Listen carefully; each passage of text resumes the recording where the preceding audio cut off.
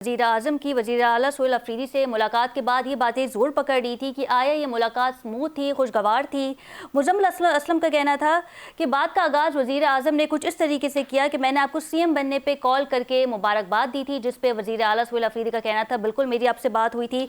वज़ीर आज़म ने ये भी कहा कि मैंने आपको मीटिंग में बुलाता रहा मगर आपने शिरकत नहीं की। सोहेल अफरीदी का इस पर कहना था कि अब बखूबी जानते हैं, वजह जानते हैं कि आखिर मैं आपसे मुलाकात करने क्यों नहीं आ सका। और इसी तरीके से बात का आगाज़ हुआ, तीरा के हवाले से बात हुई, KPK की मौजूदा सिक्योरिटी सूरत हाल के हवाले से वज़ीर आला सोहेल अफरीदी ने बात की। और फिर ये बात हुई कि NFC के मामले के ऊपर एहसन इकबाल को हिदायत दी वज़ीर आज़म शहबाज शरीफ ने कि आप मुज़म्मिल असलम साहब के साथ बैठ के इसका रोड मैप तैयार करें ताकि इस पे जो है वो वर्किंग बासानी की जाए। और फिर ये भी सवाल होता रहा कि आखिर सोहेल अफरीदी ने बानी PTI की मुलाकातों के हवाले से वज़ीर आज़म शहबाज शरीफ से कोई बात क्यों नहीं की।